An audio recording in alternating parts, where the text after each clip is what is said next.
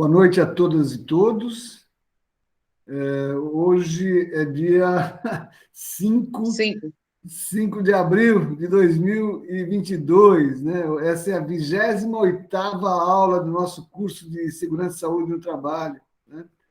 Um total de 30, estamos chegando no final do curso, né? Começamos lá 27 de julho, e aí tem todas as terças-feiras, quase todas as terças-feiras, a gente tem vindo para cá, né? A gente vê que o assunto de segurança do trabalho não é fácil, né? Tem muita coisa envolvida, né? Então, mas graças a Deus a gente está fazendo esse trabalho aqui. Vamos deixar gravado aqui para quem puder assistir, quem precisar assistir depois, ter a chance de conhecer um pouco mais sobre riscos, né? E, bom, nós estamos falando de ergonomia. Na aula passada eu falei um pouco de ergonomia com um aspecto assim mais quantitativo, né? Mais as questões mais do ser humano, dos aspectos físicos, né? Que a gente chama de abordagem clássica, né? Uma abordagem antiga. Uns são de ergonometria, mas, enfim, é a parte dos aspectos mais físicos. Hoje a gente vai falar mais dos aspectos da abordagem situada, né? Que é a abordagem é, mais, mais, vamos dizer assim, mais atual, né? Que os pesquisadores utilizam mais. Mas antes, né, eu vou querer ver um filminho que a gente não colocou na aula passada, que a ANAPO tem, né? E eu vou colocar aqui para a gente assistir. Deixa eu pegar aqui.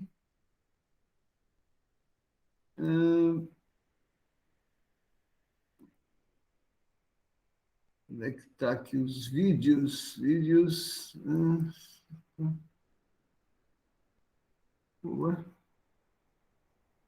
Onde estão os vídeos aqui? Senão, eu vou procurar aqui na internet mesmo. Vou procurar na internet mesmo. Então, não estou achando aqui, não sei por quê. Ah, está aqui, vídeos, tá? Da Napo, isso.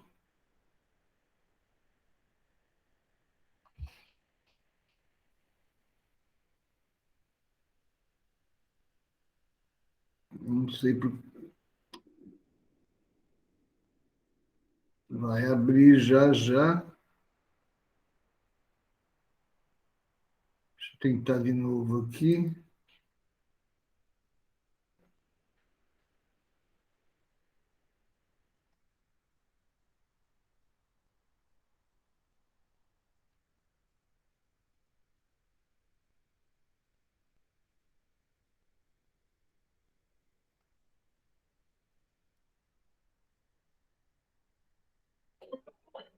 Vocês estão vendo? Estamos sim. Beleza.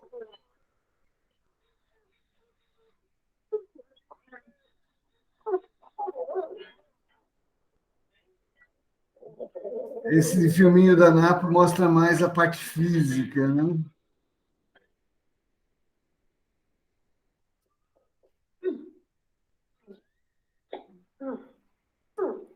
Apesar que fala um pouco de... Mas é mais o estresse do corpo mesmo. Para quem assistiu a aula passada, né, tem um pouco de analogia com aquele filme do Chaplin, né?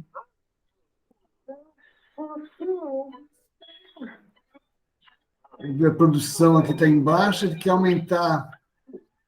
Aí o chefe manda para aumentar a velocidade da linha, e nem lá no...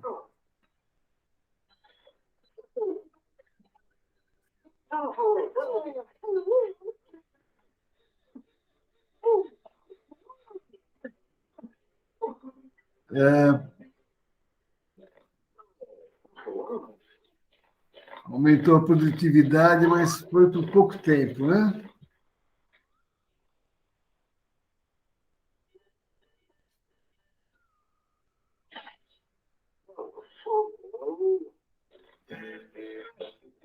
Se machucou, agora o chefe está no lugar.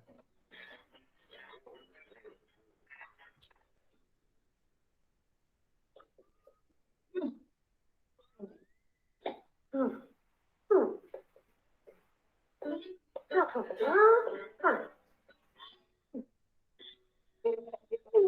gente falou disso na aula passada, né? De peso, né? Postura.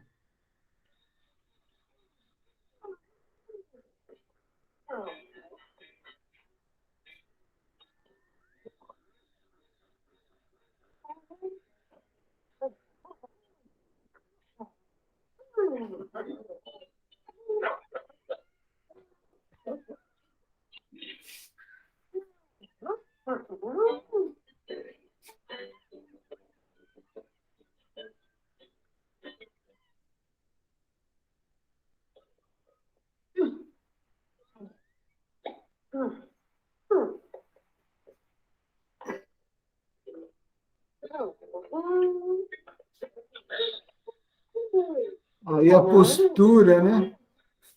Eu falei, né? A questão da postura não é que a pessoa ela fica na postura porque ela quer, né? Mas os meios que ela tem que acaba deixando ela na postura errada, né?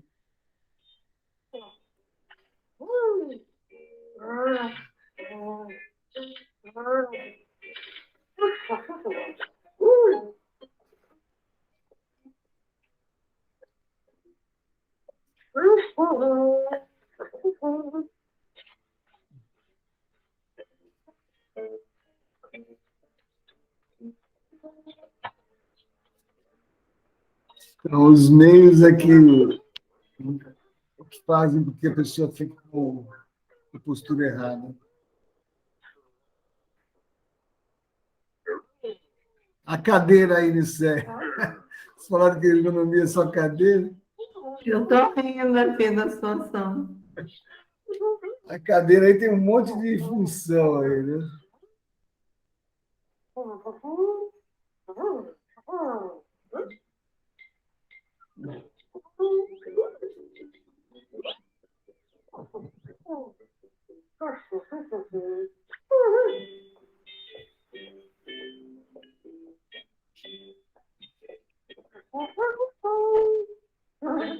Teria que dar um treinamento também, né? Só cadeira, né? De novo, ele vai cortar a cadeira. Ensinar como é que teria que regular a cadeira, né?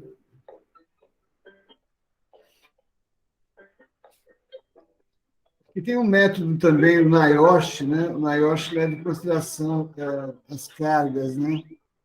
Essa é uma das questões aí, de fazer esse giro no tronco. Você vê que ela gira inteiro, né?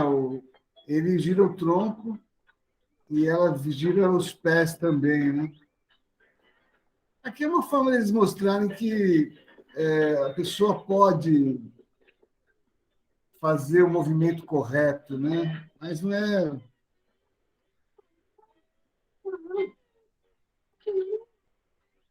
A mulher é uma atleta aí, coitado dele.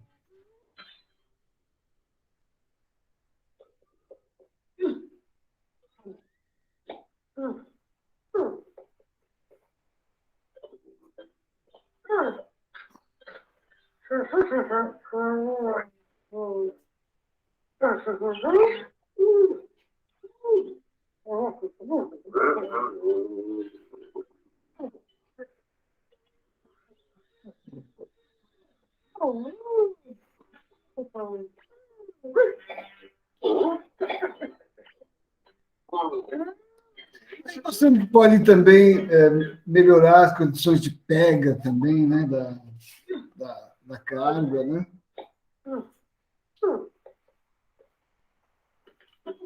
Aí a bancada. Quando você faz uma bancada mais alta, né, também a questão da antropometria, né?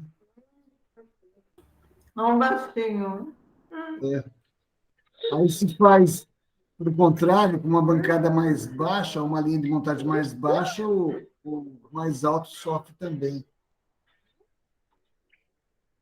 É um estrado, né? Sempre é uma solução que o pessoal nas empresas normalmente utilizam, né? Para a pessoa ficar na posição mais correta aí, né?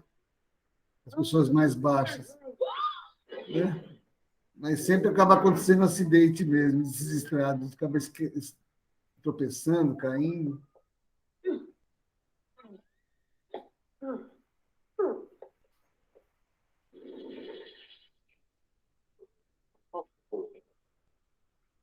Aí tem mais a ver com vibração, né?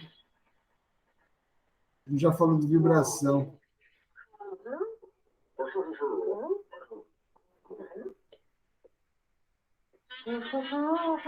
A máquina também toda quebrada, né? Aí pegou uma máquina nova, velho.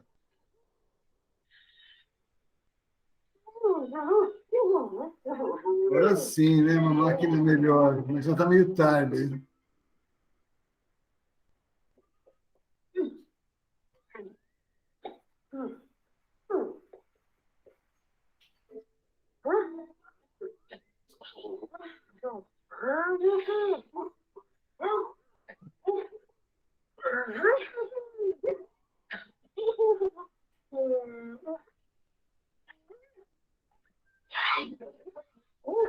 Nós temos que os meios também para levantar carga, né? Não depender do homem só, mas usar outros meios.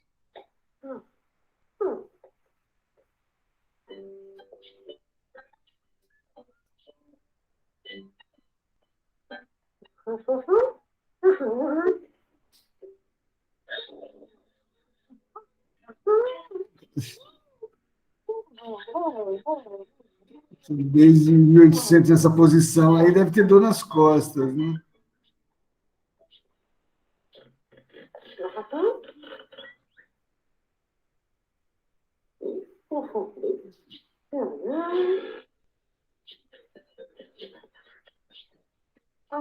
Mostrando que a pessoa pode fazer também uns movimentos aí para compensação, né? Até a estátua está fazendo isso.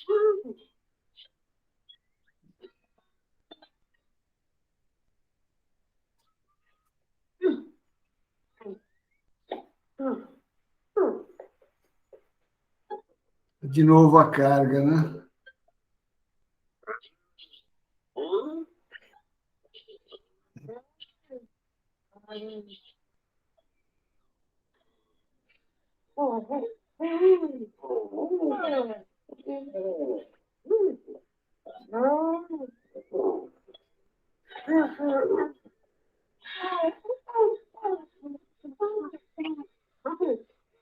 Isso é verdade. Quando você aproxima a carga do centro de gravidade do corpo, é melhor também. Ajuda também. Tudo isso aqui são fatores, assim, vamos dizer, daquela abordagem clássica, né? Que é mais a parte física.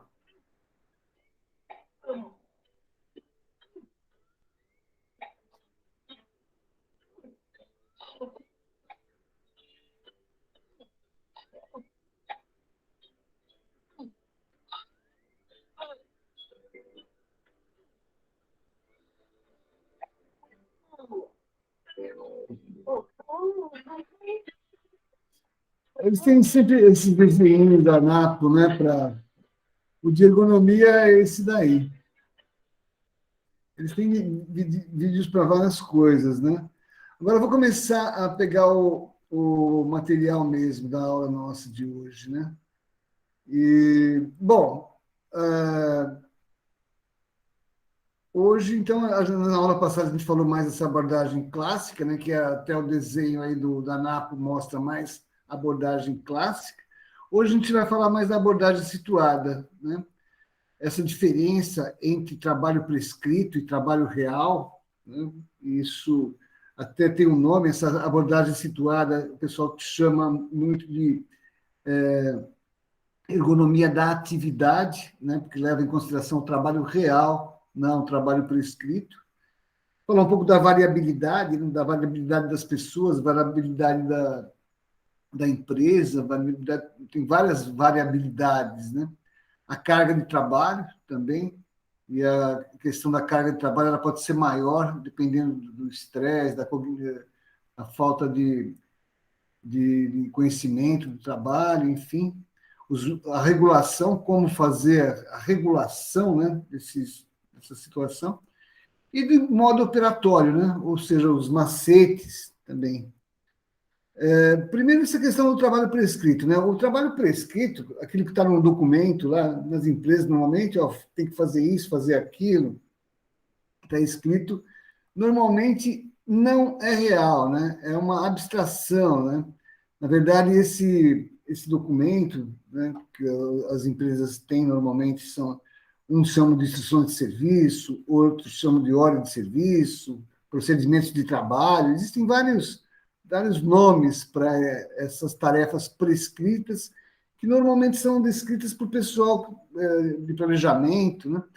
Na verdade, esses procedimentos eles levam em consideração o modelo da empresa, né? Então, se é uma empresa, por exemplo, taylorista, que tem que leva em consideração os tempos, métodos e processo, ou o Fordismo, que nem a gente viu as linhas de montagem, ou o modelo japonês, que tem aí o Kaizen, esqueci até o nome agora, é, trabalhei tanto com esse modelo japonês, agora até deu um branco, porque eu esqueci, mas just in time, né? São modelos que foram, na verdade, foram evoluindo, mas o trabalho prescrito ele tenta descrever como a atividade tem que ser feita de acordo com esses modelos.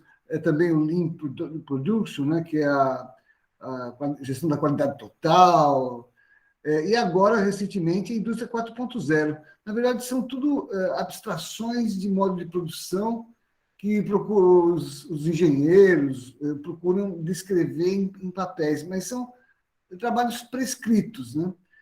É um modelo que as empresas possuem, que é institucionalizado. Agora, na verdade, depois que você vai para trabalhar, né, fazer a produção, aí as práticas técnicas, né, elas procuram, nesse trabalho prescrito, representar esses modelos das empresas. Só que e os resultados que aparecem vão depender aí do ambiente econômico, do ambiente social, cultural da empresa. Então, não adianta você querer fazer uma empresa de última geração se os meios não são, né? Depende das condições sociais, né, das empresas, questão salarial, enfim, tem várias, vários elementos nesse processo que podem modificar isso, né? Pode, procuram dar legitimidade para esses modelos prescritos, mas normalmente depende aí das condições locais, enfim, né? Para poder transformar essas práticas nesse modelo, tá? Vou tentar explicar melhor, né? Agora, a atividade real é diferente da atividade prescrita, aquilo que está nos documentos, tá? O real mesmo, né?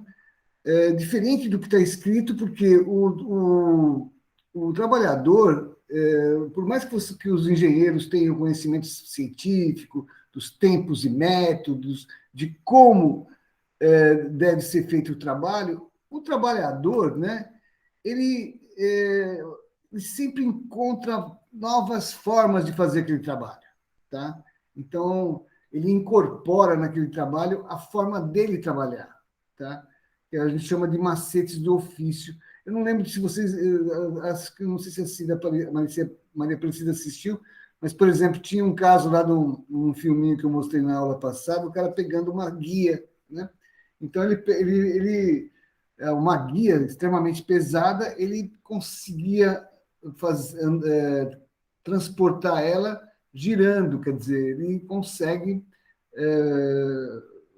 conseguiu fazer um macete, desenvolver uma técnica para poder mexer com isso. Na verdade, em todo trabalho isso é feito, né? As pessoas nunca fazem exatamente igual que está escrito. Eles sempre dão um jeitinho de melhorar, né?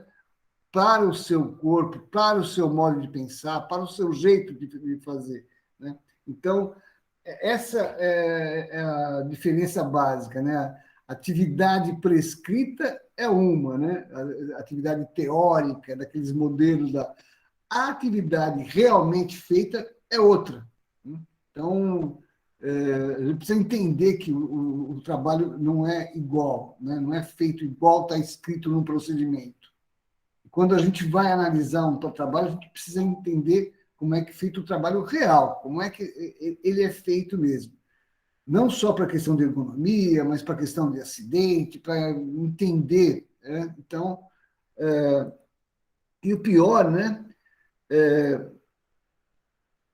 Então, toda atividade, qualquer que seja, ela é sempre feita fora da tradição, fora daquela norma, fora daquele procedimento. Então, não adianta, por exemplo, você tem que cumprir esse procedimento, que se você não cumprir esse procedimento, você vai ser mandado embora. Tem que fazer exatamente como está aqui. Né? Porque o trabalhador, a trabalhadora vão sempre dar um jeito de modificar aquilo lá. Tá?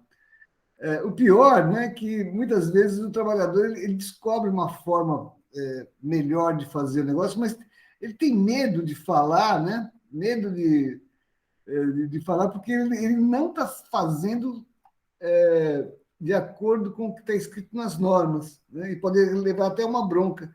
E ele gostaria de poder falar, porque de ser reconhecido, porque na verdade ele inovou, ele fez uma coisa nova, ele foi inteligente, ele e muitas vezes ele não tem que engolir, né? Tem que ficar com aquilo quieto, porque se ele falar, pessoal, não é para fazer assim, tem que fazer de acordo com o prescrito, né? E, isso é uma contradição que ele entra, né? Ele faz aquilo de uma forma melhor, uma forma mais adequada, e não pode falar, porque se ele falar, o chefe, os engenheiros não vão aceitar, porque ele teria que fazer daquele jeito que é programado. Por isso, quando a gente faz uma análise de acidente, por exemplo, nas aulas que vem, nós vamos falar sobre acidentes, né? A gente precisa entender o trabalho real, descobrir como é que o trabalhador faz a tarefa mesmo, né? Esse é um quadro, eu vou tentar explicar esse quadro, né? Porque ele tem várias situações que ele acaba complementando tudo que a gente quer falar. Então, por exemplo, quando a gente fala em cultura organizacional, nesse quadro aqui de baixo, né, a gente tem as condições do trabalho, né, as condições, então aí as condições de trabalho, elas envolvem os meios de produção, né, ferramentas, bancada, mesa, enfim, né, as condições de trabalho. Tem a questão da organização do trabalho, como é que o trabalho é organizado, como é que ele é feito, né? E, é complicado, né? Porque a organização do trabalho, na maioria das vezes, é onde estão os maiores problemas, né? Tem as relações socioprofissionais do trabalho, né? Como o trabalhador se relaciona com o chefe, com os colegas, com os subalternos, enfim, né? Tem toda com as outras pessoas das outras sessões, quem trabalha com o público também envolve o público aqui. Ele também quer ter um reconhecimento pelo trabalho dele, ele quer ter um crescimento profissional, né? Então, quando a gente vê, por exemplo, um trabalhador lá que só está apertando parafuso, né?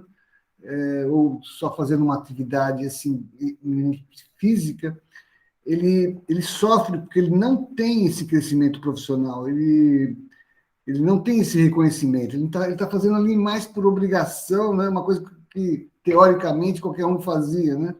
Faria. Então, qualquer um precisa, quer ter reconhecimento e conhecimento profissional.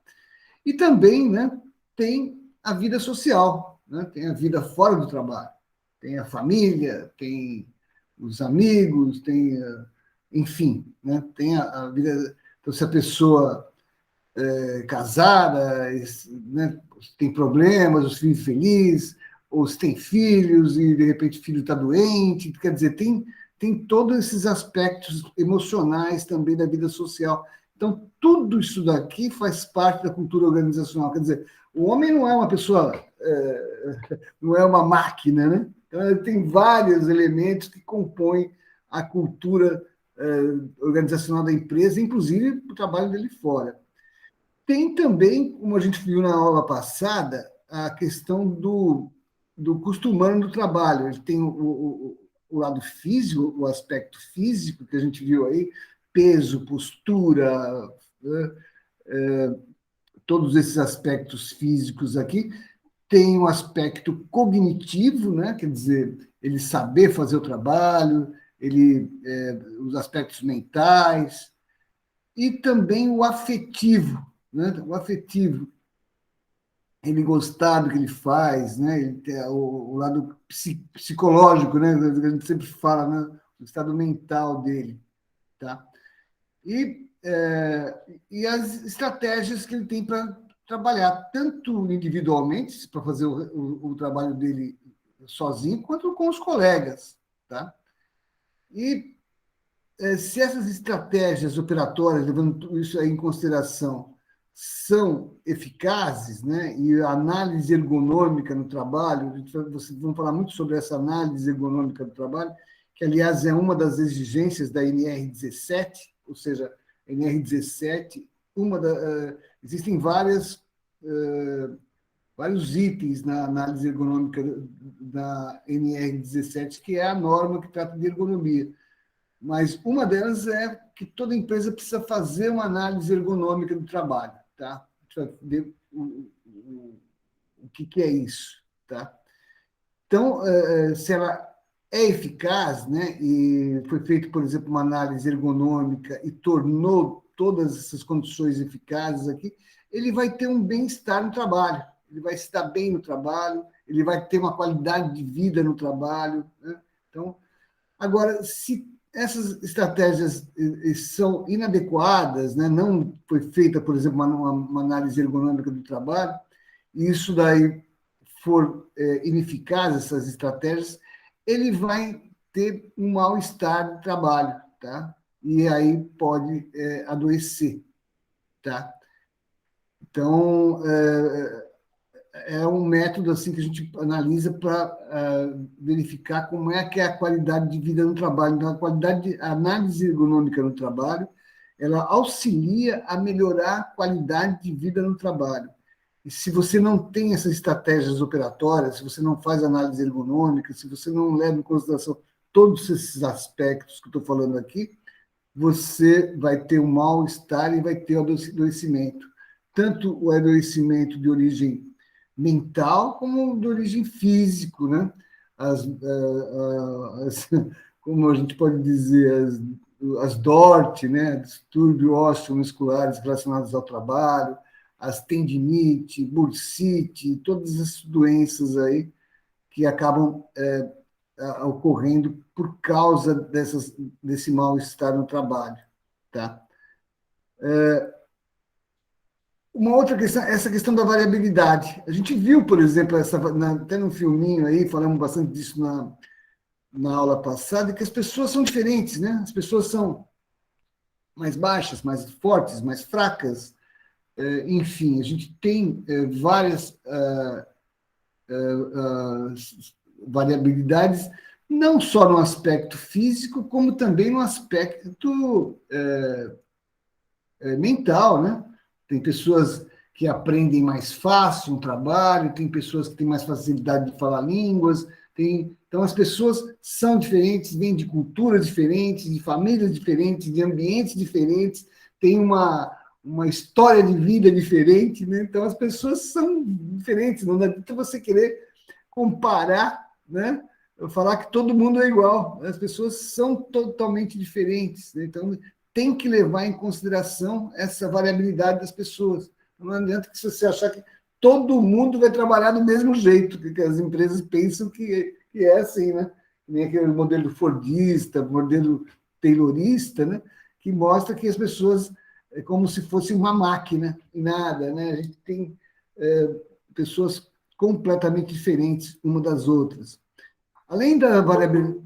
Oi, deixa eu só falar da variabilidade da empresa, aí eu fecho para a gente ver quem que perguntou aí. E tem a variabilidade das empresas. Tá? A variabilidade, então, por exemplo, a empresa, quando está o normal, fornecimento de peças normal, ou de repente falta peças, muda, ou uma peça que vem com problema de qualidade, enfim, né? cada momento é diferente na empresa. Você não tem, mesmo numa linha de produção, você não tem uma situação igual, né? Tem uma hora que está mais calor, está mais frio, tem, né? Enfim. A empresa também tem várias variabilidades, vamos dizer assim, tá? E, por exemplo, né, eu me lembro, eu fui fazer uma vez uma análise econômica numa empresa e o pessoal estava desesperado, correndo, batendo, não sei o quê. Eu falei, nossa, o que está acontecendo aqui? Aí fui no outro dia lá e estava tranquilo, o pessoal tranquilo. Eu falei, o que aconteceu, né? Que ontem estava todo mundo desesperado e hoje está todo mundo calmo, né? Aí eu fui ver. Depois eu percebi, não sei quem lá que me falou que no dia 30 até o final do mês, o pessoal dá um pau para poder fazer a produção, né? Tirar a produção, como diz, né? Chega no início do mês, na virada do mês, aí fica mais light o trabalho, porque então tinha uma das condições, uma das variabilidades da empresa é essa: vai chegando no último dia do mês, o pessoal tem que correr lá para entregar a produção para poder fechar a fatura, né? Então era uma característica. Então entender, né, eu compreender essas variações, né, tanto das pessoas como do sujeito, faz parte, então, aí da análise ergonômica do trabalho e do trabalho dos ergonomistas, né? Deixa eu fechar um pouquinho aqui para ver quem que estava perguntando alguma coisa. Oi, o Emerson que chegou. Oi, Emerson. Boa noite, Emerson. Tudo bem contigo? Tranquilo, Emerson? Chegou, não chegou? Emerson? Eu, era para ter entrado, não vi aqui, deixa eu ver. Ele pediu para entrar, não sei se eu demorei um pouquinho. Eu achei que era vocês que estavam perguntando alguma coisa, era o Emerson que estava pedindo para entrar. E aí, Emerson, tudo bem? Desculpa a demora aí, porque eu não vi que era você que estava tentando entrar aí. Tudo bem contigo? Perfeito, professor. Tudo ok. Muito obrigado. Beleza? Então, estamos aqui falando de ergonomia, né? Lembrando que amanhã, então, a gente tem uma live, né, Emerson? Vamos falar sobre aquela iene lá. Estive dando uma olhada lá na. Mas, lógico, né? A gente vai falar uma hora, não dá nem para. Né? Mas vamos falar um pouco sobre aquelas questões lá da aposentadoria especial, né? Mais dessa parte da aposentadoria especial. Bater um papo, tá? Fica à vontade. Eu, Maria Aparecida e Nilceia, vocês já estão convidadas amanhã, às 8 da noite. Nós mudamos o horário lá da live da PO. A partir de amanhã vai ser, a partir desse mês, vamos começar a fazer às 8 da noite. Então, todos estão convidados aí para assistir a minha entrevista com o Emerson lá. A Nilceia já foi lá. Preciso levar qualquer dia a Maria Aparecida também. Para a gente estar falando lá sobre essa IN, né, essa mudança no INSS, nas normas previdenciárias aí. Comprida, hein? Mas parece mais uma segunda-feira. Acabei dando uma lida nela, 274 páginas, livro, né?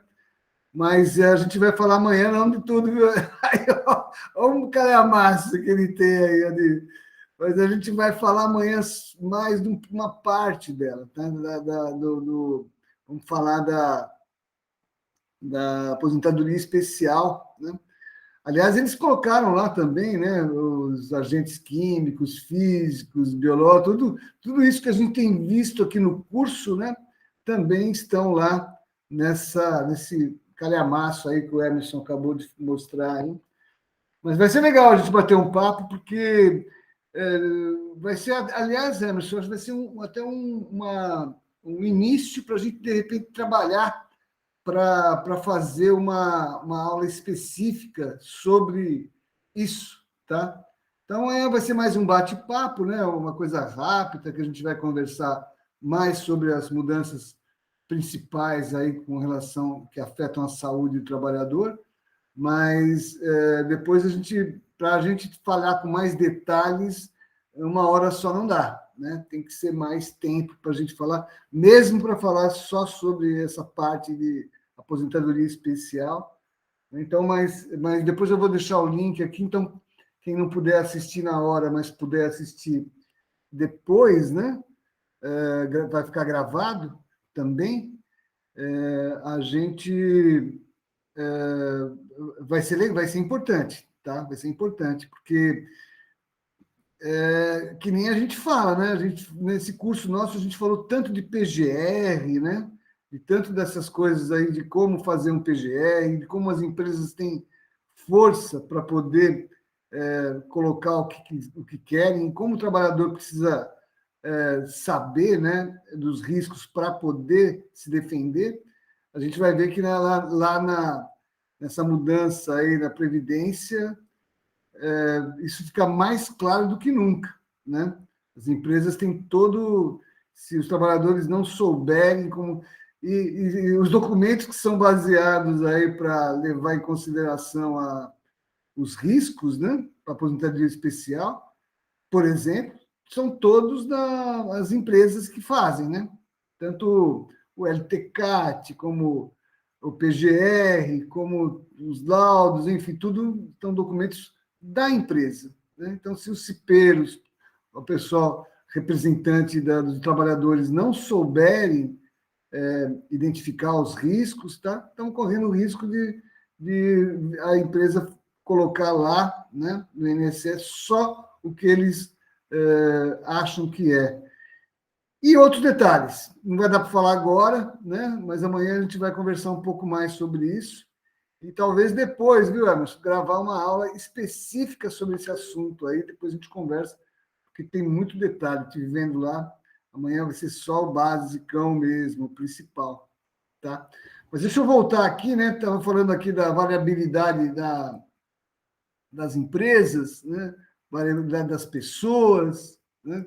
Então, e como a gente utilizar a análise ergonômica do trabalho para poder entender, né, todas essas variabilidades e poder fazer um modo de melhorar, né, as condições de trabalho. Tá? A carga de trabalho. Tá?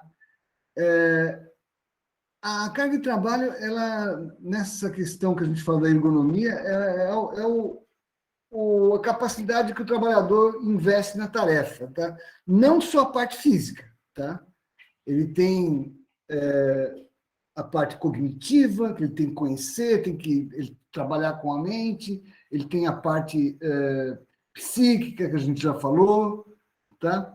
Então, ele tem uma capacidade limitada de trabalho e ele regula essa carga de trabalho dentro da capacidade dele, tá? Então, a gente pode dizer, por exemplo, nessa situação 1, né, que, como a gente já falou na aula passada, tem a parte física, né, a parte cognitiva e a parte psíquica.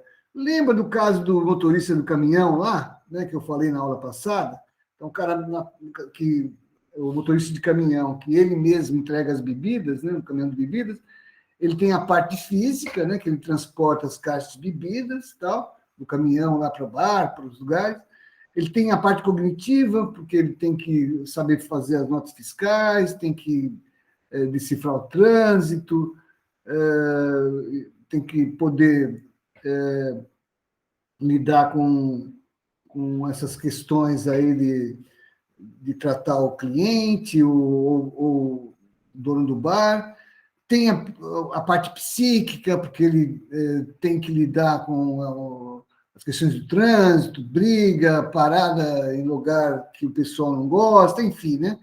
Todo o trabalho ele tem esses 3 componentes. Um tem mais parte física, outro tem mais parte cognitiva. A gente pensar, por exemplo, no controlador aéreo, né? Ele está o tempo todo pensando, né? Usando a mente lá, controlando os voos, né? O professor também está todo momento, né? Pensando na aula, pensando nos detalhes, né? E a questão psíquica, né? Todo trabalho também tem o lado psíquico, né? Mas principalmente aqueles que lidam mais com atendimento de clientes, né? De vários tipos. O pessoal, por exemplo, trabalha em telemarketing, né? Pensou? Né? Então, todo o trabalho tem esses 3 componentes, um mais uma coisa do que o outro. Esse componente é que dá a carga de trabalho global, né? O total de carga de trabalho, que é a carga de trabalho do limite do ser humano. Tá? Então, mas quando a gente tem uma situação, por exemplo, negativa, né? Vou diminuir aqui para ver, porque nessa segunda situação aqui, então você tem uma parte física, aí você tem uma parte psíquica negativa, né? Um exemplo, por exemplo, chega no atendimento cliente, vem alguém lá que te xinga, né? Que você está atendendo, por exemplo, para o telemarketing, a pessoa que xinga, ou vem uma peça que você erra, tem que fazer retrabalho, ou vem a peça errada, ou falta a peça. Enfim, tem várias, ou você esquece de alguma coisa, enfim. Aí você tem um acréscimo nessa carga de trabalho, né? Essa parte negativa aumenta a tua carga de trabalho. Então, você tem só... e a todo momento a gente está sujeito. Então, não adianta você falar a carga de trabalho, que nem, por exemplo, o pessoal do Taylor, né? Taylorismo, que lá coloca os tempos e métodos. Você vai apertar o parafuso, você vai demorar tanto tempo, você vai pegar a peça, você vai demorar tanto tempo, você vai fazer tal operação, tanto tempo. Ele não leva em consideração, por exemplo, quando falta uma peça, ou quando não dá montagem, ou quando o chefe xinga, ou quando o colega reclama. A carga de trabalho ela não é, que nem o Taylor diz, exatamente igual, porque tem essa variabilidade que a gente falou antes. E essa variabilidade aumenta a carga de trabalho e a pessoa acaba trabalhando mais, né, do que o normal. Né? A própria parte cognitiva, o conhecimento, por exemplo, eu gosto de usar, quando eu falo da parte cognitiva, eu gosto de usar o exemplo do pedreiro e do ajudante. Né?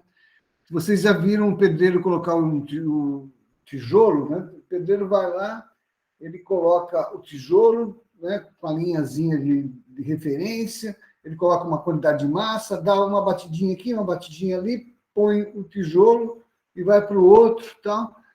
O aprendiz, ele vai lá, coloca o tijolo, dá uma batidinha, bate outra, erra de novo, tira o tijolo, tira a massa, coloca de novo. Isso daí, né, por causa dessa falta de habilidade, falta de treinamento, falta de macete dele, ele acaba aumentando uma carga de trabalho.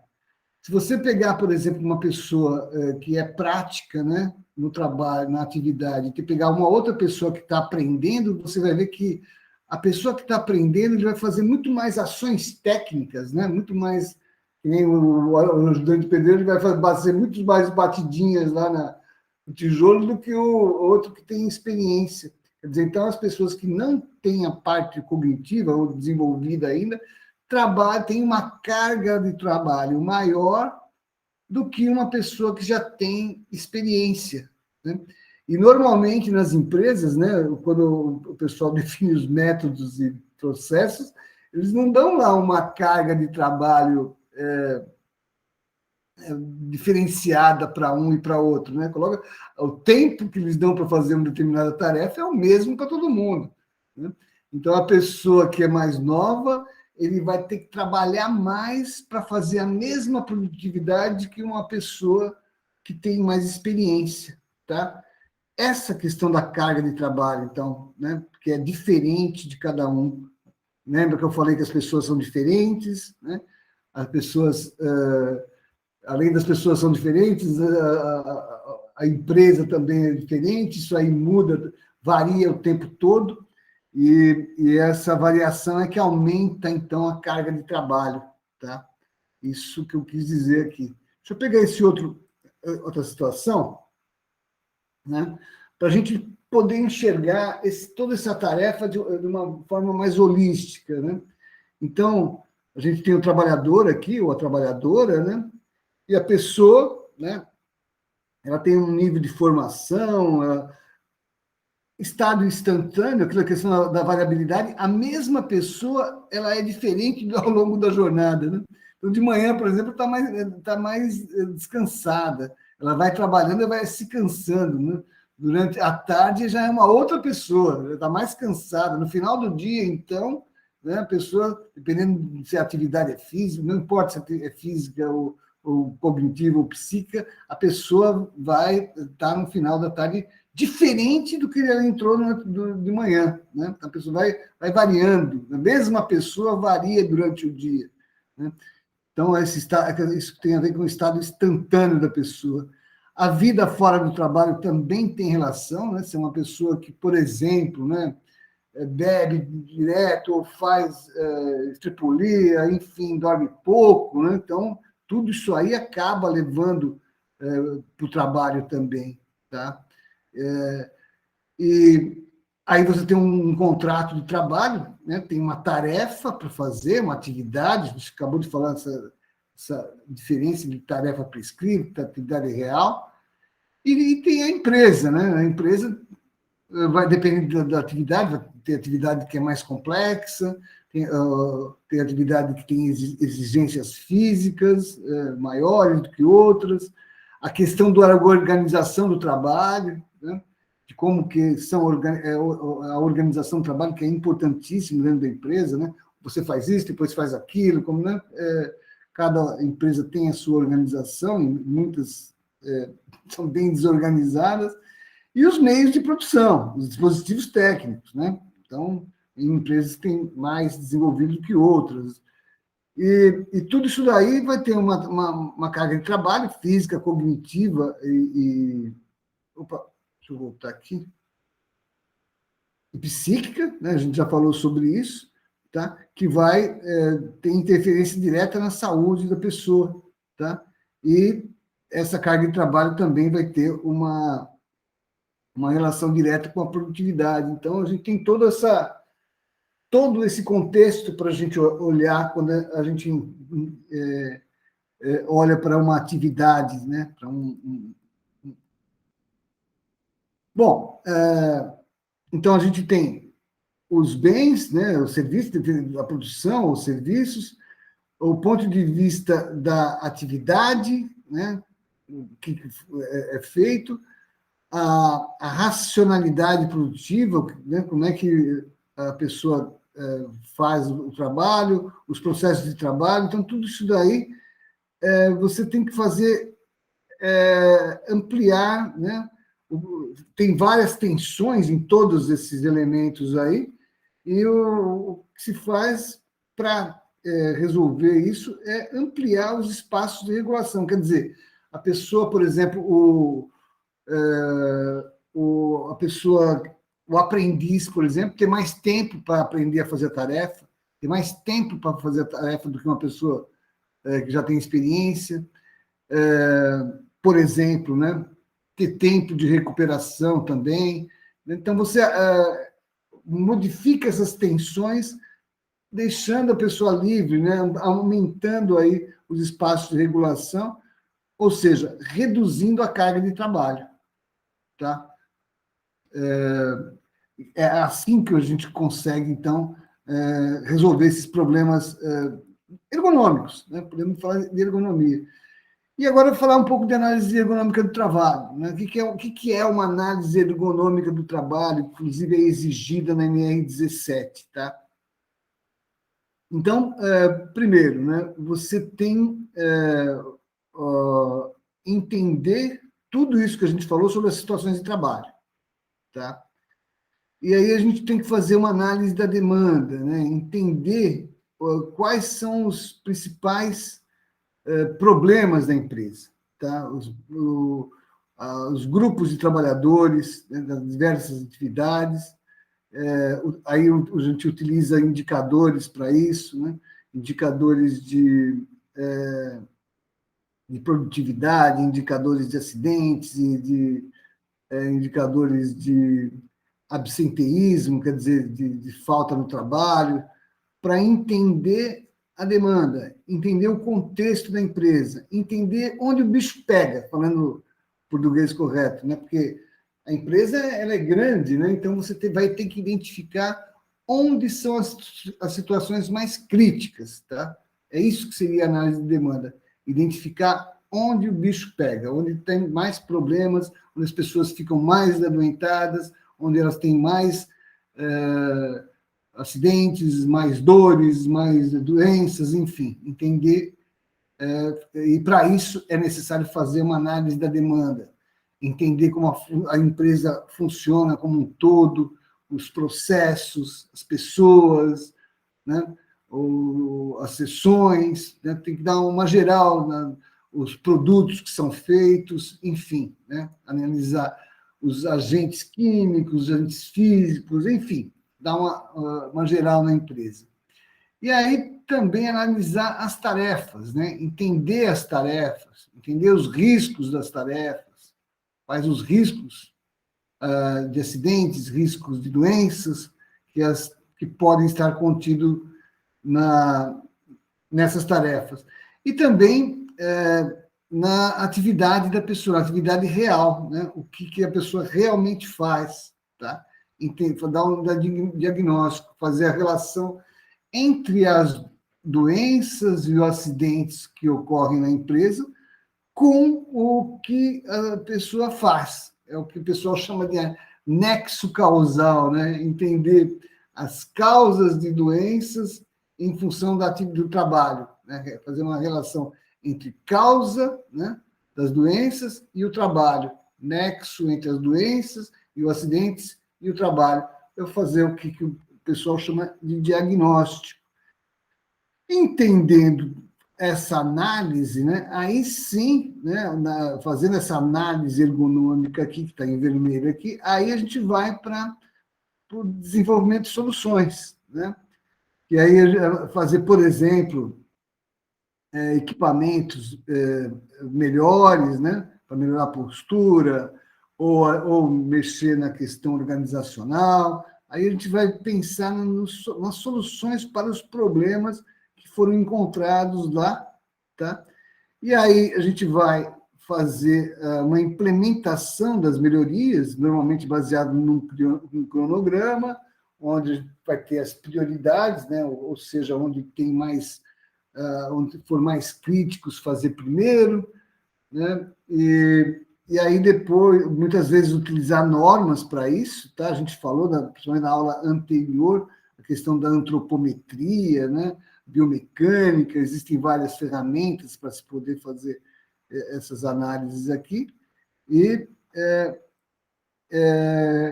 aí a análise ergonômica é bem isso, numa visão geral, tá?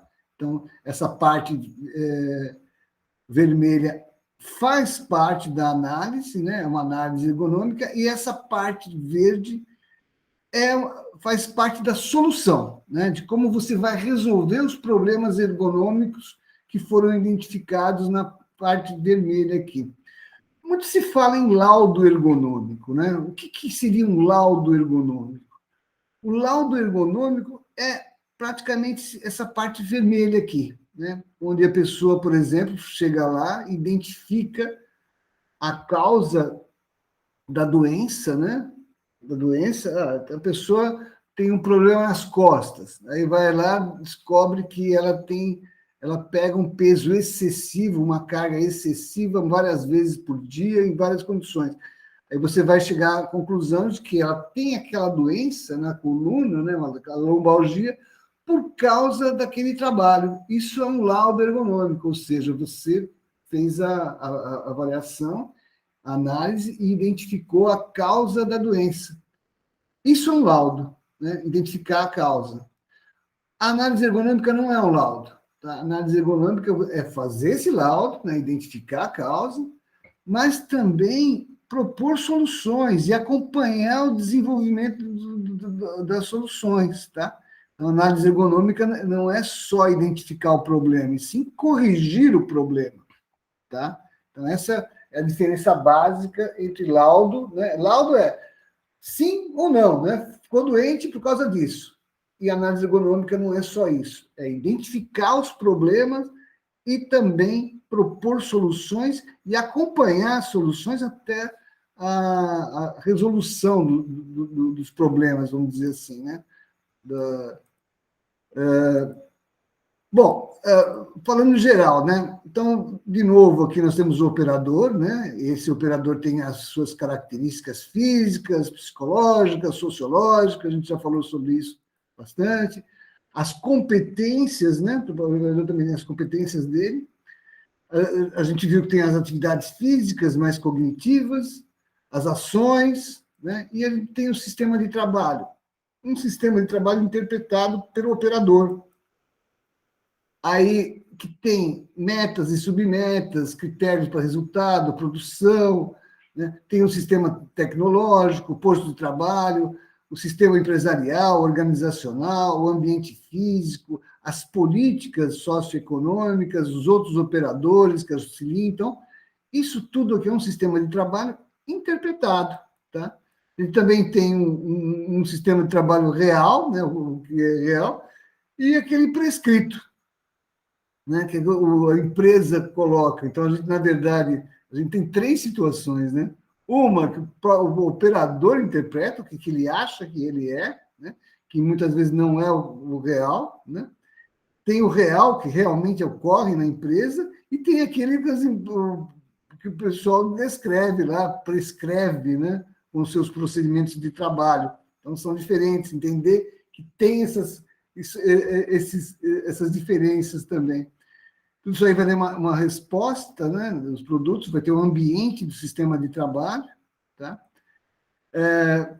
A demanda também, a gente vai, na análise da demanda, a gente vai ver as restrições, os problemas, as respostas, enfim, tá? Que, de repente, você precisa melhorar as competências dos trabalhadores, né? E os resultados, lógico, que vão estar relacionados com o operador e o sistema interpretado. Eu vi um barulhinho aí, alguém está perguntando alguma coisa? Não, será que é mais alguém querendo entrar? Eu também ouvi, já é a segunda vez que eu ouço. Não, não tem ninguém aqui, não. Não, não é. Vamos voltar lá, então. Tá. Só para a gente fechar essa questão aí da análise ergonômica, né? Então, a gente tem aqui a análise da demanda, né? Identificar o problema, os objetivos, os métodos, os aspectos éticos, né? Muitas vezes até fazendo reuniões com o sindicato, com a direção da empresa, por exemplo, falar, eu tenho problema ali, eu tenho situações lá, o pessoal do sindicato já tem, às vezes, outras prioridades, né? Tem problema lá, que muitas vezes não bate quando a direção da empresa. Então, um bom ergonomista, ele olha não só o que a empresa fala, mas também com o sindicato fala, com os cipeiros fala, com os trabalhadores, conversando com os trabalhadores, para entender, né, identificar melhor esses problemas, né? Entender, fazer uma exploração do funcionamento da empresa, os indicadores de acidentes, né? Absenteísmo, rotatividade, né? Aí isso vai te dar uma hipótese inicial, aí você vai falar tal lugar, problema, né? Então, são as hipóteses iniciais, e aí você vai fazer análise do processo, das tarefas, analisar os operadores, observar, né, os operadores, analisar os documentos, né? Então, toda essa parte, conversando com os operadores, fazendo entrevistas, observando, né, gravando, enfim, analisando as análises de acidentes mais frequentes, usando o mapa. O mapa é um método de análise de acidentes, tá? Que a gente vai ver na semana que vem, tá? Vai começar, vamos usar 2 aulas para a gente conhecer como é que é o mapa, tá? E aí sim, fazer o diagnóstico da empresa, a validação, né? As recomendações. Esse daqui é um artigo lá do do Rodolfo e do Pará, né? Que é e a Renata também, que são nossos amigos lá na Frente Ampla, né? O Rodolfo Vilela e o Deberto Muniz, são dois papas aí da ergonomia, análise de acidentes, tem o Fórum AT, são dois. Renata, eu não conheço bem, não. Aqui eu peguei aqui, nessa apresentação, os dados de 2014 do Ministério, na época, né, Ministério do Trabalho e da Previdência Social, tá? Para a gente ver que, por exemplo, tinha naquele ano, 2014, né, 60% dos acidentes foram típicos, 16% de acidente de trajeto, 2% só de doenças, né? A gente, quando compara esses dados aqui com o da OIT, por exemplo, que as doenças superam muito mais os acidentes, a gente vê como são subnotificadas as doenças, e SENCAT também, né? SENCAT são as doenças e acidentes que são lançadas sem a abertura da CAT, né? Com um nexo técnico epidemiológico. A gente já falou um pouco sobre isso, NETEP, né? Lembra quando eu falei sobre isso, quando a empresa, por exemplo, ela é uma empresa que ela normalmente tem um determinado tipo de doença, aí o trabalhador, de repente, fica adoentado, não precisa abrir uma CAT. Automaticamente, o INSS considera aquela doença como uma doença da empresa, baseado nos indicadores lá. Por exemplo, né, uma empresa de vidro, né, cuja doença sílica, né, a silicose, é típica desses setores de empresas que produzem vidro. Aí, se o trabalhador, por exemplo, adquirir uma silicose, automaticamente essa doença é lançada como uma doença do trabalho, independente da empresa abrir ou não uma CAT, tá? Então, acontece muito isso, nexo técnico epidemiológico. Inclusive, naquele documento lá do INSS, eles falam sobre isso, Emerson. E aí eu peguei todos os acidentes, tá? Em 2014. A gente vê aqui, ó, que bom, outros não está especificado, mas a maioria, 10% dos acidentes, né, são a nível de ferimento do punho e mão, né? Então, o maior número de acidentes, né, refere-se a esse S61 aqui, que é ferimento do punho e mão. O segundo maior, né, é o S62, que é uma fratura ao nível de punho e mão, o que é normal, né? Mão, né, a primeira coisa que machuca, né, é a ferramenta do ser humano. Então, o terceiro, eu peguei isso aqui só para mostrar para vocês que o terceiro é a doença M54. As doenças, aqui a gente está usando esses códigos aqui, são códigos de doença conforme a CID, né? Código Internacional de Doenças. Então, S, por exemplo, são doenças, ferimentos, acidentes, né? As doenças com o início de M, tudo são doenças ergonômicas. Então, por exemplo, dorsalgia, M54, né? 5%, você vê que está quase no nível de ferimento, de acidentes de mão. A terceira causa, né, de doenças e acidentes já junto, né, é a dorsalgia. Então, para você ver como tem problema de coluna, né? Aí a gente tem mais uma M aqui, 75, lesões no ombro, né? 3% também. Depois a gente tem a sinovite, tenossinovite aqui, 2% da M65. Olha aqui, ó, reações ao estresse grave. Em 2014 era 1%, mas hoje já é mais, né? É um F43. Ó, Nilceia, para você, ó, reações ao estresse, né? Um número bem elevado. Eu vi um barulho aí também, deixa eu ver se alguém está perguntando alguma coisa. Deixa eu ver aqui. O Emerson e a Nilceia, os dois. Pode falar. Estamos na fila. O Emerson primeiro, Nilceia, que ele levantou a mão primeiro, pelo jeito. Não, a primeira as mulheres, Nilceia primeiro. Então vai, então, ladies first. Um cavaleiro, estamos carentes de cavaleiros neste país. Não, eu estava aqui já esperando a minha acabar, porque eu já estava curiosa. Eu achei tudo muito interessante, né? E a questão da variabilidade, que logo no início da palestra que você fala. E aí, quando você falou do estresse, eu fiz o link, né? E aí lá ele fala da atividade, como que é? Tem atividade real e atividade A escrita. prescrita, isso. E enquanto você falava daquilo, eu pensava assim também, porque a própria empresa também constrói muito isso. Você tem existe o serviço que você vai fazer, que está lá prescrito. Mas esse prescrito não está lá previsto que vai ter imprevisto. Então, quando tem imprevisto, é como se a gente ficasse desamparado. Faz sentido para você que eu estou falando? Porque tem um imprevisto. E aí você é cobrado como se aquilo não tivesse acontecendo. Aí quando você fala de estresse, né? Porque a gente vive lutando com o imprevisto, quem atende público, é sempre um imprevisto, cada cliente que senta com você é um imprevisto, e você é avaliado como se não tivesse os imprevistos, como se tudo tivesse quadradinho. Então, eu acho isso muito, muito complicado. E realmente, o nível de estresse, né? Eu acredito que com a pandemia aumentou, assim, absurdamente.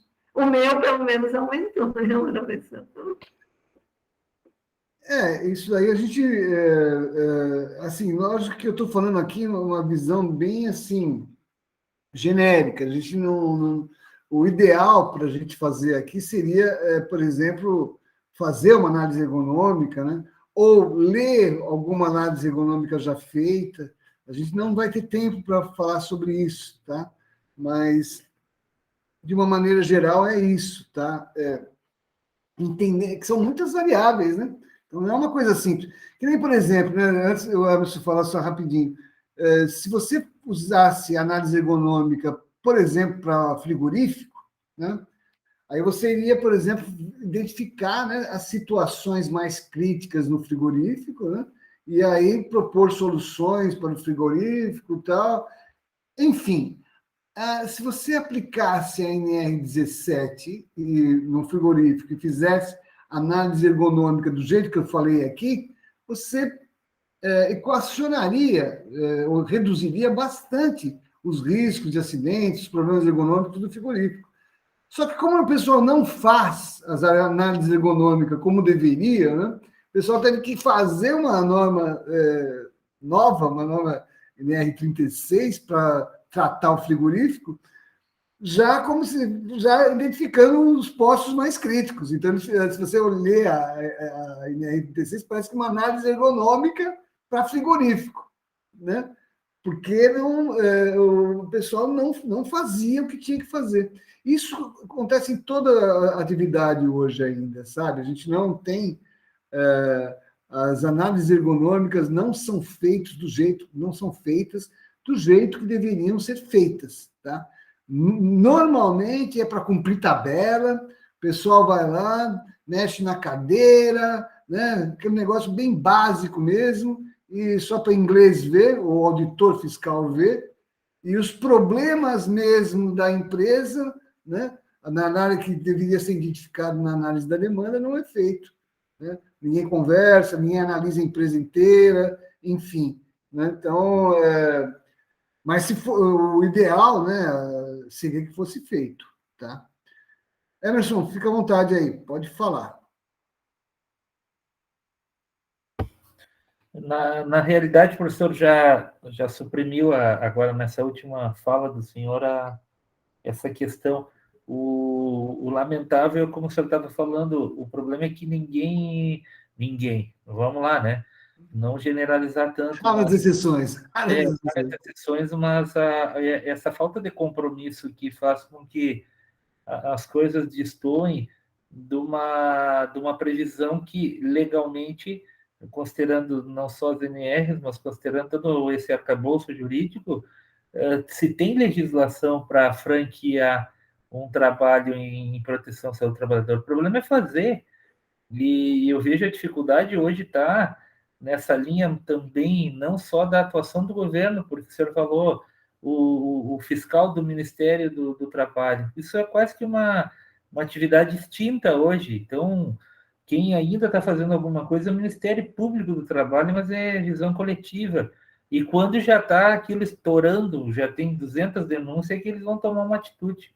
Então, eu vejo a capacidade assim de postulação, e aí eu invoco aquela questão anterior lá que a gente tinha conversado nas primeiras aulas, até no afã de tomar assim a fala, e ainda na condição de advogado, a gente fica sempre naquela condição de querer falar, vendo que praticamente estamos quase na finaleira do curso, e a gente verifica toda essa carga de legislação que você tem também, na via administrativa, na via que pode ser levada até para ser cumprida numa via judicial, se fosse o caso, mas o fato é que hoje a gente vê essa dificuldade do próprio ente governamental que deveria fiscalizar com maior vigor, com maior responsabilidade, e aí é que falha. Porque se tivéssemos competentemente essas instituições fazendo a função dela, esses acidentes do trabalho, que aquela hora você estava falando ali das dorsalgia, uma dorsalgia, ou chega numa perícia do INSS, por exemplo, o cidadão não precisa nem ir lá, porque eles vão dizer que não, é desgaste da coluna pela sua idade, é degenerativo. Então, o cidadão tem que chegar com uma lesão muito grave para ter, tem que chegar com a coluna quebrada lá para ter uma linha de expectativa de direito. Agora, voltando ao que o senhor falou agora, hoje que a gente vive uma quase saída tecnicamente ainda não, da pandemia, o estresse, esse estresse do trabalho, o F42, F41, F43, esse mecanismo antigamente da síndrome de Burnout, agora virando uma doença do trabalho oficialmente legalizada, registrada. Então, tudo isso a gente fica à mercê do quê? Fiscalização. Quase assim num conceito que a ergonomia, como eu tinha falado na aula passada, ela traça uma linha quase que preventiva, né? E em cima de uma tecnologia que vem mudando diariamente, porque cada dia lança um produto diferente, tanto não só, como o senhor falou, do equipamento de escritório, mas do chão de fábrica lá. A tecnologia está toda hora mudando. E o que eu vejo é esse divórcio que você tem da contexto prático da legislação, do contexto do que realmente deveria ser fiscalizado. Aí é que está uma linha assim, muito tênue do que fazer e do que não foi feito. Era isso que eu queria dizer na respeito ali das duas situações que o senhor colocou, de uma dorsalgia e hoje do estresse.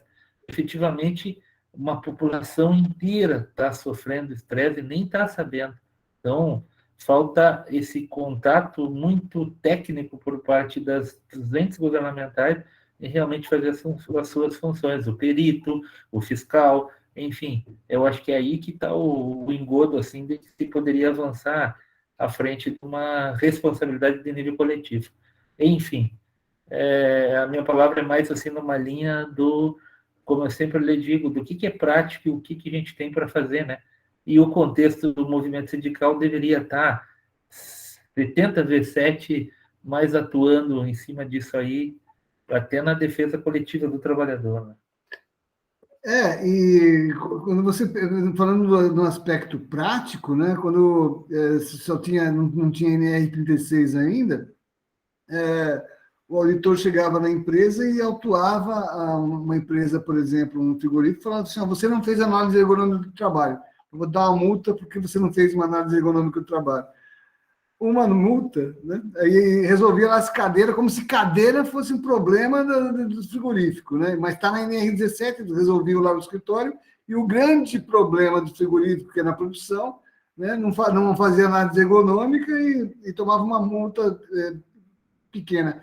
Agora, com a NR36, não, né? Ele tem um monte de item que, se ele não cumprir, vai ser uma multa para cada item, né? Então, o aspecto prático melhorou assim, mas Não precisaria ser essa questão da multa, sabe?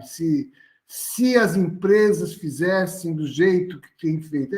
É que o pessoal sempre pensa assim que a análise ergonômica já está mais do que provado que a análise ergonômica bem feita, ela aumenta a produtividade, né?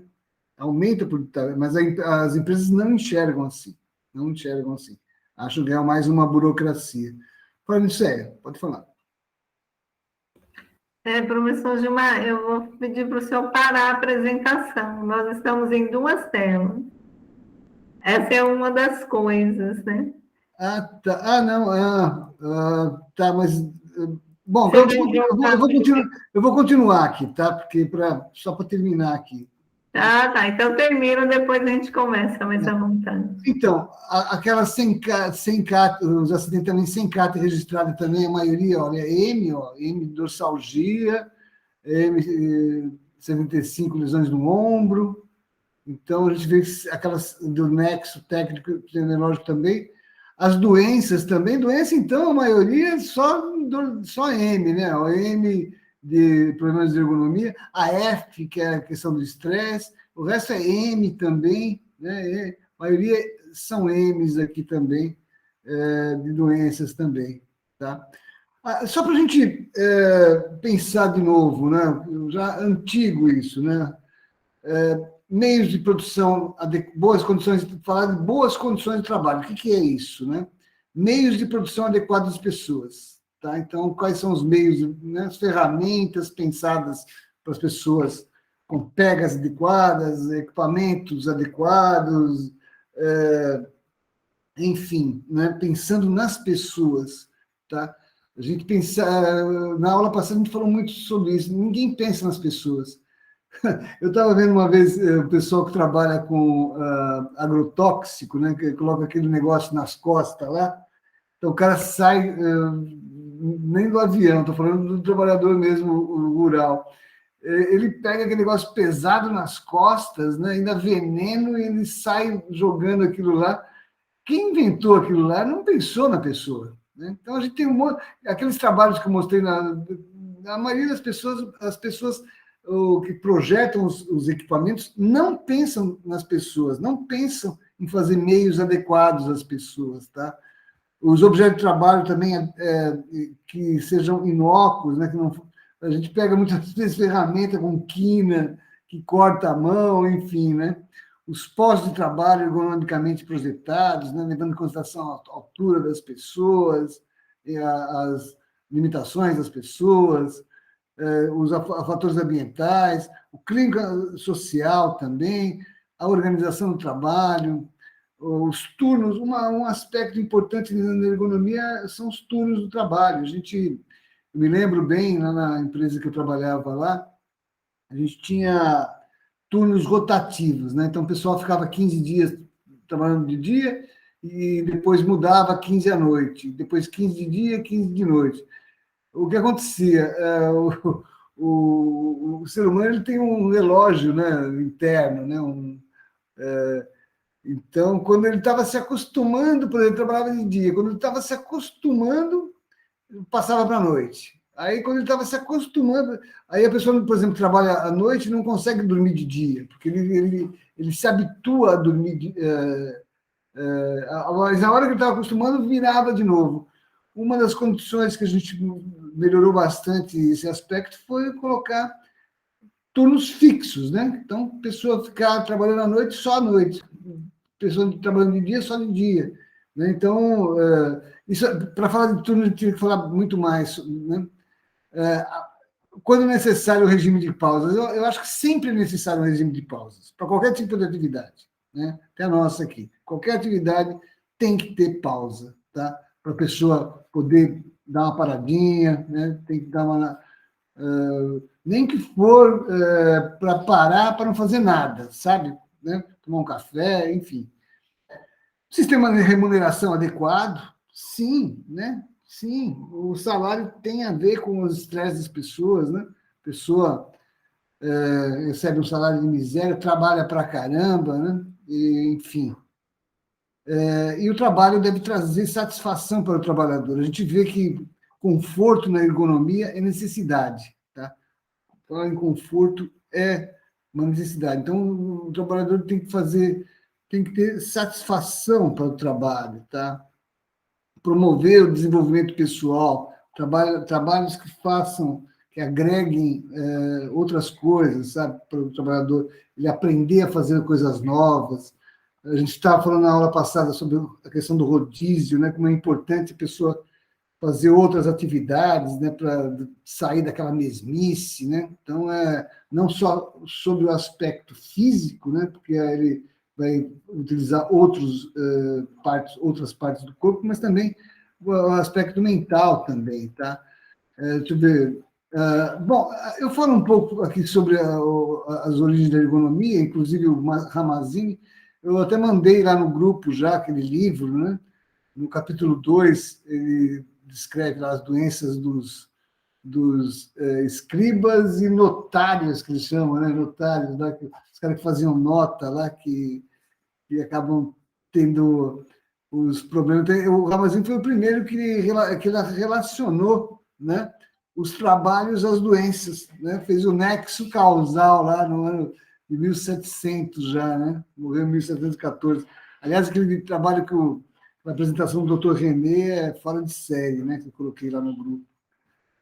Bom, tem mais algumas coisas aqui falando sobre a ergonomia, mas eu vou deixar no material aqui, tá?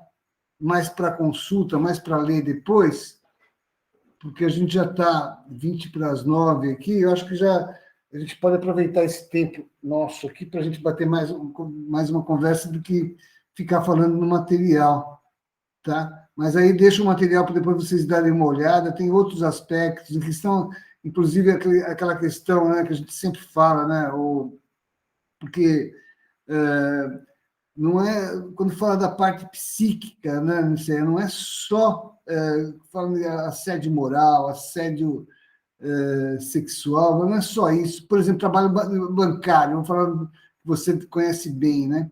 Um dos maiores problemas são as síndromes de assalto, né? Pessoa, por exemplo, que sofreu um assalto, ela desenvolve uma doença, síndrome de pânico, né? E não é só no bancário, existem outras atividades. Pessoa que se machuca, por exemplo, ela desenvolve, ao fazer um trabalho perigoso, uma queda. A própria Covid, quantas sequelas que ela transforma, a gente nem conhece direito as sequelas que elas acabam provocando nos trabalhadores. Então, a gente tem aí muitos aspectos, né, dessa parte psíquica que devem ser levados em consideração, né? E até estão pensando agora em fazer, porque mesma coisa que eu estava falando na NR16, poucas pessoas levam os aspectos psíquicos, colocam dentro da ergonomia. Quando a gente faz, por exemplo, uma análise de clima na empresa, né, a gente está trabalhando com ergonomia, está fazendo lá uma análise, e as pessoas não fazem. Então, até está tendo aí um desenvolvimento de uma norma, né, uma futura norma, para tratar as questões psíquicas, que são importantes dentro da segurança do trabalho, tá? Que é pouco abordado, mas as doenças mentais, né, são cada vez mais frequentes, né? Antes, o pessoal falava o assédio moral, por exemplo. A pessoa... É difícil você poder caracterizar, por exemplo, um assédio moral numa empresa, mas eu duvido um trabalhador que não passou por esse tipo de situação de assédio moral, sabe? Um chefe não é bronca de chefe, sabe? Bronca de chefe isso aí é até normal. Eu estou falando de perseguição mesmo, tá? De situação que a pessoa... E muitas vezes não é só no trabalho, tá? Na escola, por exemplo, um professor que encasqueta com o aluno, um chefe que não vai com a cara do funcionário, enfim, né? Então, são muitos aspectos aí psíquicos que interferem no desenvolvimento do trabalho do cara, né? O cara, às vezes, por causa desses aspectos psíquicos, ele não quer ir trabalhar, ele não quer levantar, ele não sente vontade de trabalhar. Né? É difícil para a gente que não passa por esse tipo de problema entender esse problema. E é difícil para a pessoa que passa por esse tipo de problema falar sobre esse tipo de problema também, tá? Porque ele tem orgulho, tem vários fatores aí que ele não quer que as pessoas saibam, né? Por que ele... quantas pessoas que são humilhadas no trabalho, né? As pessoas doentes mesmo. Eu enfrentei várias vezes a situação daí, pessoa, por exemplo, com problemas ergonômicos, né? Vamos falar assim, que teve lá a coluna afetada, não pode mais pegar peso, né? Aí eles são encostados na empresa, eles são encostados, colocam lá numa cadeira, num canto lá, falam, esse daí é um emprestado. Os próprios colegas, né, acabam fazendo bullying para essa pessoa, tá? Porque aquela pessoa que não faz a parte dela acaba aumentando a carga de trabalho das outras pessoas. Eu não esqueço, tem um pipoqueiro lá na Praça da Matriz, lá da igreja nossa, lá da nossa comunidade, lá, o Itamar. Ele trabalhava na Volks, ele era funileiro na Volks. Aí, uma vez eu estava conversando com ele, eu falei, Itamar, por que você trabalha aqui de pipoqueiro aqui? Você trabalhava na Volks, né? Ele falou, Gilmar, eu trabalhava mais, era em 8 para fazer o serviço lá de fazer funilaria lá, tá? Aí não sei quem lá que deu esse problema de ler, sabe esse problema de ler? Eu falei, sei. Ele falou, então, um cara foi afastado com esse problema, aí nós ficamos um a menos para fazer o serviço, o mesmo serviço. Aí o outro machucou lá, nós ficamos em 4 para fazer o mesmo serviço. Eu falei, e aí? Ele falou, eu saí antes que o outro sair, porque foi aumentando o serviço, eu prefiro ficar aqui, né, do que ficar doente lá. O que ele falou é verdade.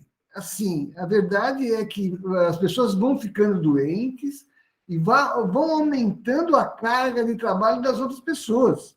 Né? As empresas não contratam mais pessoas para substituir aquelas que ficaram doentes. Acaba, via de regra, né?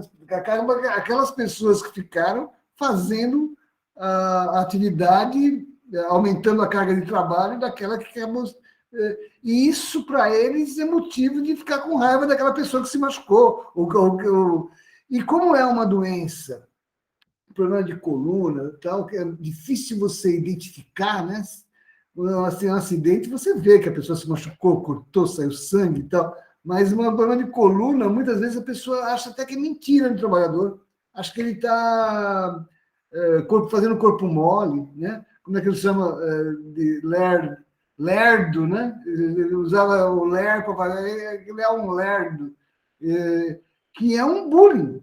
É um bullying. Então a pessoa fica doente, não consegue trabalhar e ainda sofre discriminação dos colegas. Veja a situação dessas pessoas. Quer dizer, não é fácil, não. Pode falar, Nicélio, desculpa aí. Não, eu gostei do que você falou.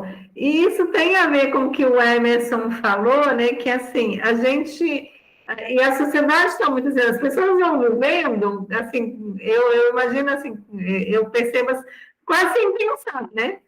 Aí, quando vem a crise de estresse, quando vem o desgaste da coluna, quando vem uma série de outras coisas, o corpo pertence não também está preparado para lidar com aquilo. Então, assim, as pessoas sem a consciência, por isso que eu acho que é importante os cursos de formação, né? Sem a consciência, a minha atividade pode me gerar problema de coluna, gerar a mim, gerar no meu colega, né? Isso vai me gerar problema de coluna. Falta essa consciência. A minha atividade pode gerar um estresse a mais, que é o assalto, o assalto é sempre estressante, mas em determinadas situações ele é maior. Então, importante essa conscientização do processo, para conseguir se trabalhar a prevenção e para conseguir trabalhar também depois que a pessoa adoece, porque senão gera essas situações. Eu acho que é muito importante a sua fala. para entender, porque as pessoas, assim, a vítima, né? O culpado é sempre quem está na condição de vítima. Se você falou que o problema de coluna não é perceptível, imagina o problema do estresse. Imagina os problemas psíquicos. Não se percebe, não se... ou se finge que não se percebe, né? Então, a hora que explode, explodiu. Nilson, de vez em quando, deu para entender o que você falou, mas de vez em quando a tua fala ela vai e volta, ela corta um pouco aí. Mas deu para entender o que você falou, a maior parte do que você falou deu para entender, mas eu não sei, mas esse problema de microfone com você, a gente precisa resolver, porque às vezes ele piora um pouco, a gente precisa ver qual que é o problema aí, tá? Mas não fica comum, né? Você está falando, de repente, o som some, depois volta, algum problema aí com o microfone, a gente precisa resolver isso daí. Mas é isso mesmo, tá? Um problema de ergonomia aí, ó. Não é ergonomia, isso aí é mais técnica ou cognitivo, né? O problema de cognitivo, a gente não sabe qual que é o problema, né? Às vezes é o microfone mesmo, né? Eu vou, professor, só para assim, eu vou quebrar uma ética aqui, mas não vai demonstrar quem é a pessoa. Mas para o senhor ver como isso que eu falo são coisas assim que a gente está a cada minuto, principalmente na advocacia. Agora, eu estava aqui ouvindo a aula e uma possível cliente entrou em contato aqui pelo WhatsApp. A modernidade, que a advocacia, o cara não fazia por WhatsApp, agora tenta fazer isso. Eu só vou botar o áudio para vocês ouvir como é que qual a dificuldade na realidade da vida das pessoas. Só vou colocar aqui que é uma coisa rápida para vocês fazer uma reflexão. Eu vou lhe mandar um áudio. A minha mãe trabalhava na carteira assinada.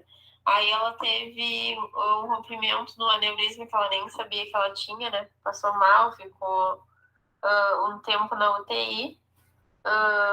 Abriu a cabeça, fez uma operação, uma clipagem, e hoje em dia ela não ficou com nenhuma sequela. Teve um AVC também hemorrágico, e só que ela não ficou com nenhuma sequela aparentemente, mas ela perdeu as forças, ela tá fazendo uma coisa e se esquece, entre outras coisinhas assim, né?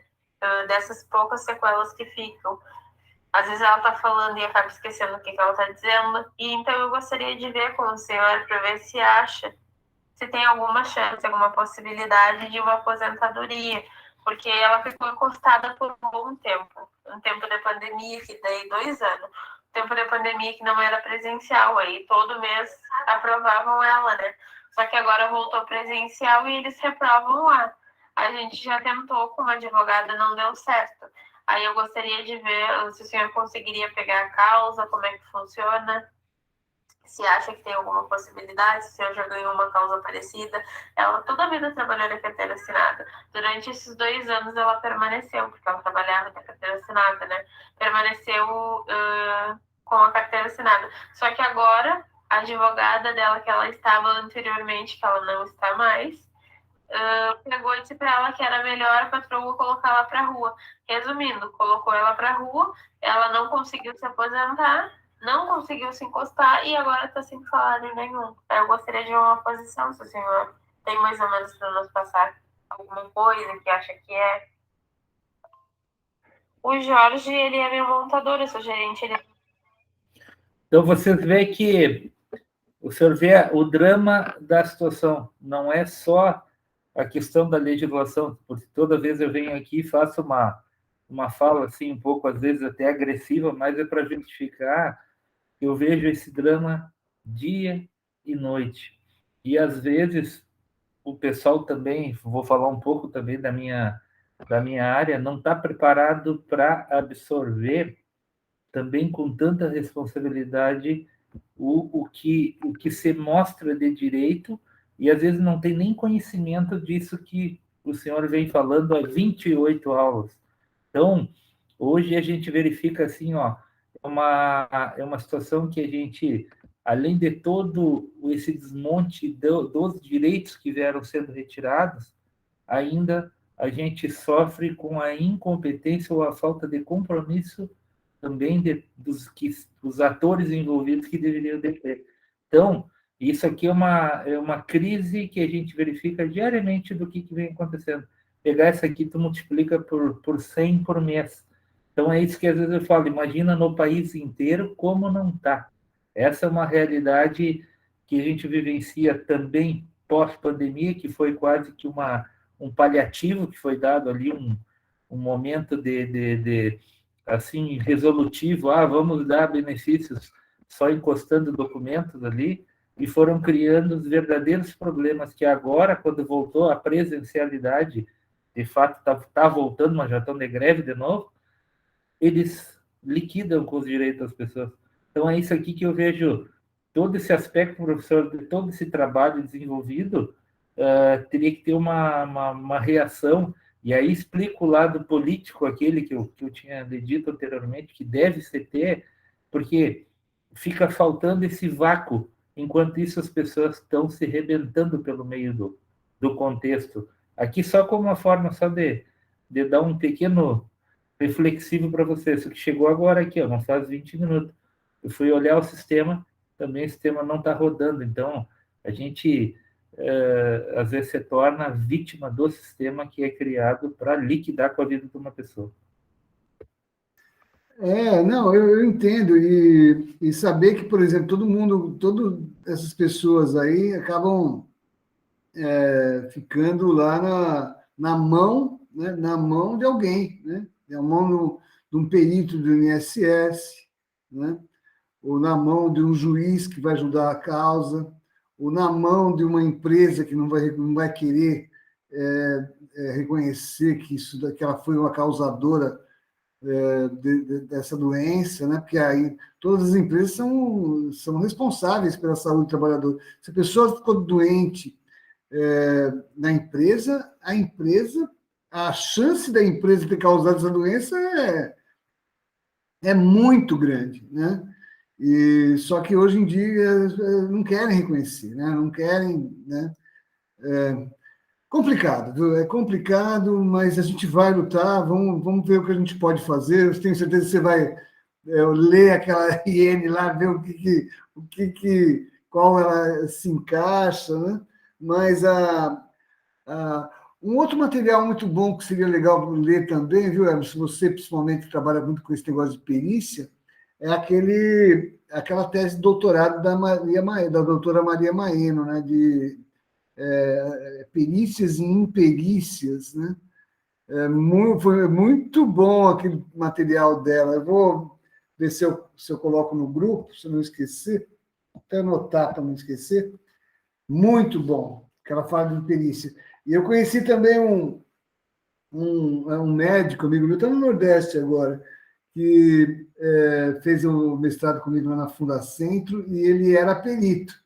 E ele vivia falando, né, dos casos, do pessoal que ia lá, e falando lá das pessoas que tentavam burlar ele, né, enganar ele, né, que ele mandava tirar o gesso, não sei o que e tal, quando ele começou o mestrado. Quando ele terminou, que ele fez o trabalho mesmo, ele viu que essas pessoas é o mínimo. Tá? A maioria, que tem, um ou outro tem, mas o pessoal acha que a maioria tem problema, a grande maioria tem problema. Um ou outro, né, que pode querer aí dar um migué aí, mas a maioria tem problema. A gente precisa pensar assim, que o trabalhador ele não quer ficar doente, ele não quer, ele quer trabalhar num lugar que aquilo que a gente falou aqui, né? Ele quer mostrar as habilidades dele, ele quer fazer um bom trabalho, quer ser reconhecido, né? Isso, no final, traz saúde para ele. Quando ele faz um trabalho bom, ele tem reconhecimento, consegue levar o sustento da família, crescimento profissional, né? Tudo isso daí faz bem para o trabalhador, é saúde, né? É saúde. Trabalhar pode ser fonte, que nem o Wisner falava, é fonte de saúde e de adoecimento. Então, o trabalho pode ser fonte de saúde, sim, se for um trabalho digno, se for um trabalho decente, um trabalho sem doenças, sem acidentes, né? Agora, ele pode ser fonte de doença também, tá? Então, a gente precisa ter essa noção, né? E tentar falar para mais pessoas possível que a gente desenvolver esse tipo de mentalidade, né? Inclusive, principalmente no pessoal do INSS. Você vê essa IN mesmo, a gente está numa luta danada para tirar o contrato intermitente, um monte de coisas erradas que foram colocadas aí no governo,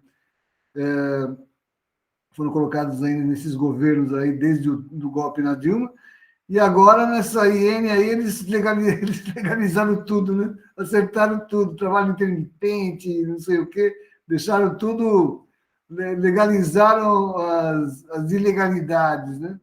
Então, vai ser muito difícil a gente modificar, a gente voltar, né, ao que era, que não era uma situação boa também. Se você pensar no passado aí, a gente tinha muito problema também, né? Mas esses últimos governos aí complicaram muito mais, né? A gente tinha problema, tinha mesmo. Nós, da Segurança e Saúde no Trabalho, a gente já vem lutando, né, há muitos anos. Essa nossa campanha mesmo da Pastoral Operária, de acidente de trabalho não é culpa da vítima, essa questão de colocar a culpa na vítima é muito antiga. O trabalhador morre, o responsável é ele, né? Primeiro porque ele não sabe, não está aqui mais para se defender, né? Então, já coloca a culpa nele, ele que, né, não tem como se defender, acaba ele morrendo, a mulher não recebe os direitos e daí para lá, né? Bom, mas tudo bem, não vamos desanimar, não, né? Bom, gente, só para terminar, assim, não uma situação muito negativa, né? Não percam amanhã, então, a live da PO, né? Doutor Emerson Rodrigues da Silva lá comigo. O convite ainda não saiu, Emerson. Assim que sair, eu te mando para você mandar para o pessoal aí. Vai ser transmitido pelo Facebook, tá? Mas quem tiver Facebook, mas a gente vai dar um jeito de gravar no YouTube porque vai ser interessante a gente falar sobre isso aí, porque tem muita coisa para a gente esclarecer. Pode falar, Maria Aparecida.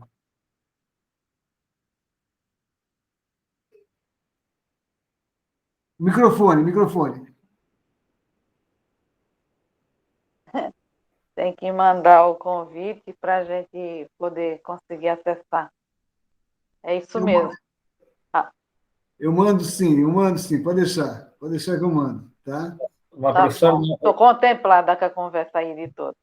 Numa linha da esperança, eu sempre faço uma reflexão, não pelo lado negativo, e sim pelo lado da conscientização que a gente tem que ter de que as coisas, embora que não estejam boas, mas eu acho que a esperança sempre é do dia melhor.